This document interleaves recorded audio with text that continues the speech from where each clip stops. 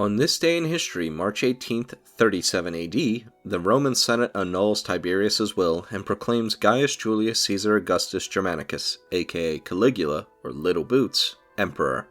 Included in the following is an excerpt from the 1944 edition of the Encyclopaedia Britannica, going over the life of Caligula.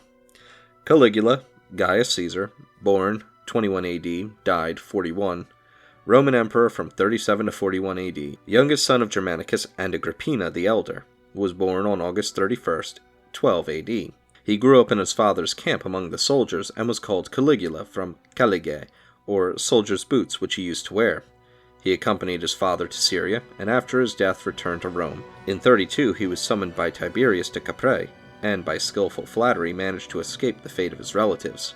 After the death of Tiberius, mysterious no doubt, but by no means certainly a murder, Caligula succeeded to the exclusion of Tiberius Gemellus, son of Drusus. The traditional account shows him received with rejoicing, and for 8 months delighting everybody by general concessions, and in particular by reversing Tiberius's policy. Then, apparently, he had a very severe illness, and for the rest of his life was the usual monster of cruelty and vice with whom we become so familiar in the history of the Roman emperors, with a few added extravagances, such as bestowing the consulship on his horse, that seem only explicable on the ground of madness. In the case of a good many emperors, there is some material whereby we can discount some of the excesses of senatorial history. In Caligula's, very little.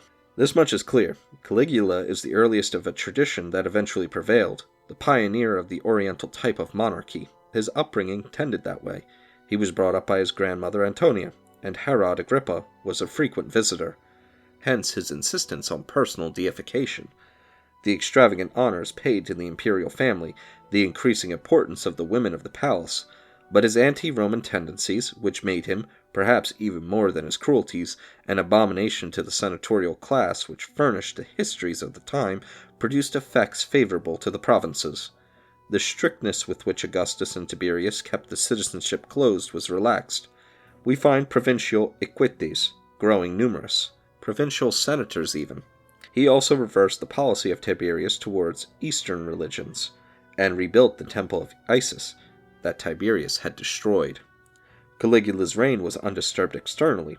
There is only the abortive expedition to the coast opposite Britain. He was murdered by Caius Correa, a tribune in the guard, on January 24th, 41. That he was the savage tyrant that he appeared to senatorial Rome seems probable, in spite of attempts at rehabilitation.